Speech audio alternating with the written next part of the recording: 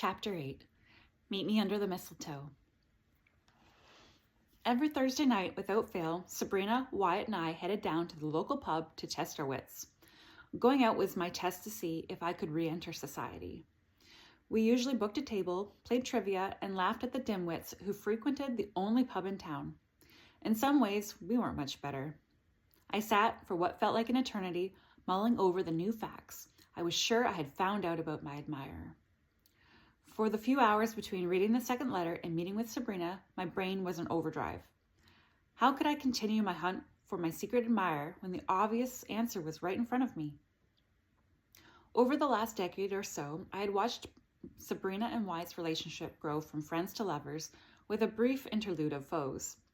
It was obvious to everyone that they were perfect for each other. Sabrina was an independent person who loved camping and teaching paddleboarding at the canoe club. Wyatt didn't mind her doing her own thing, and she didn't mind that he had spent most of his time working for his dad at the auto body shop. There was always something peculiar about Wyatt. Don't get me wrong, he had been one of my best friends since public school. He never seemed to make the leap to marriage with Sabrina, and no one could figure out why. I couldn't help but think back to junior high. That's when things turned between us. I recalled that our moms were friends before Wyatt's mom took off. They would often schedule play dates for us so that they could enjoy their coffee actually hot and gossip about all the things that they heard around town. Things took a romantic turn for us in class one day when I brought a Mickey Mouse doll in for show and tell.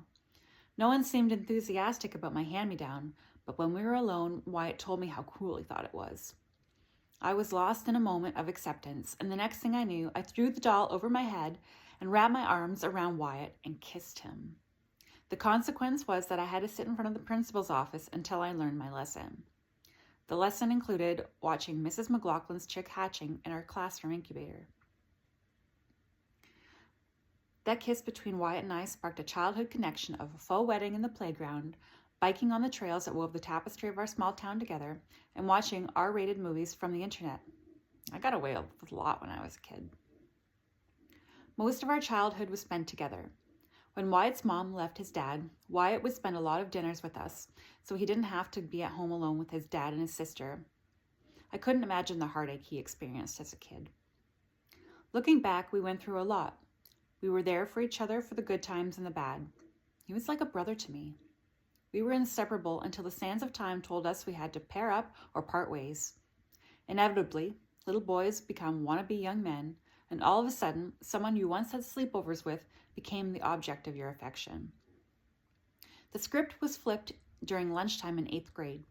Wyatt and I, as usual, sat at our table alone in the cafeteria talking about the latest video game that was coming up for the holidays. My brothers had left their gaming system at home when they moved away to college, and I had the luxury of using it, even though I had to borrow games from Wyatt. Innocently enough, I had gone on and on about how I succeeded in beating the last level of a fad game of the moment. Wyatt had to listen to me drone on as I was lost in the story of epic battle of the pixelated creature. I failed to notice as I told my grand story that Wyatt had reached his hand across the table towards me. I was brought back to reality when I felt the soft touch of his clammy hand. Wyatt was trying to hold my hand. Why in the hell would he do that? I looked up at him as his oily, pimpled face was trying to suck soda through a warped straw. His large brown eyes met mine, hopeful. Who was this guy? Why was he trying to make a move on me? I've seen him eat boogers and cut worms in half to see if they would wiggle away. This guy could not be serious. I shifted my gaze downwards to witness this foreign form of affection, and before I could say anything, he tore his hand away from mine. It might have been the look of disgust or horror on my face, because after that, he didn't speak to me for an entire week. I tried so hard to talk to him. I sent text message to him, rode my bike past his house. I even called the landline. He wouldn't sit with me on the bus ride home. He even got off a few stops earlier so that he didn't have to see me. I tried to pass notes to him in class, and when he ignored my pleas, the teacher caught on and confiscated the olive branch. When I was able to secure a hot second with him, he shrugged off the interaction of affection like it was no big deal. Should I have reciprocated when he reached for me? The long answer was no.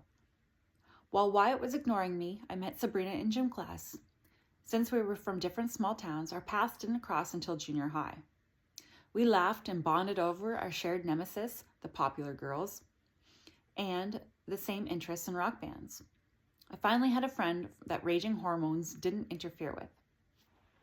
I made one last attempt to reconcile with Wyatt before I decided to give up. I had been eating lunch with Sabrina one day, and Wyatt walked past. He was on his own, carrying his lunch tray of poutine. He glanced at me and then quickly averted his eyes. I wish he'd just pretend his failed attempt at romance didn't happen, because it would have been best for both of us to just forget it. "Hey, Why," I called after him. I had seen him swing his leg over a bench, ready to eat alone. "Come join us." Wyatt nervously looked over at us, and when he saw I wasn't alone, he took the bait to come over. Finally, maybe having a buffer helped him feel comfortable in my company. "Hey," he glanced over at me briefly and continued to avoid making eye contact. I couldn't help but feel like a stranger to my best friend, of all people. Would entering our teens erase the years of friendship between us? I let out an exasperated sigh. "This is Sabrina, and this is my best friend, Wyatt." Wyatt looked up awkwardly to meet her face. Instead of the cold glance I got, I swore I saw cartoon hearts pop up in his eyes. I couldn't help but feel a pang of jealousy. My best friend was slipping away. Sure, I didn't want him, but that didn't mean I was ready for him to fall for someone else. Teenage feelings can be so complicated. "Hey," Sabrina conjured, and with her crooked smile opened as wide as physically possible, revealing her green and blue elastics on her braces. Years later, she'd have one of the most beautiful smiles I've ever seen. "Hey," he returned the greeting. I couldn't help but cringe over this awkward exchange, as I took the time to reflect on the beginning of their budding romance. Newsflash, some flirting doesn't improve over time. And that was the start of Wyatt and Sabrina. It would take a couple of years for them to officially start dating, but they'd be flexible to grow together. I couldn't help but think back to junior high. What if I had given Wyatt a chance? Would there have been an us?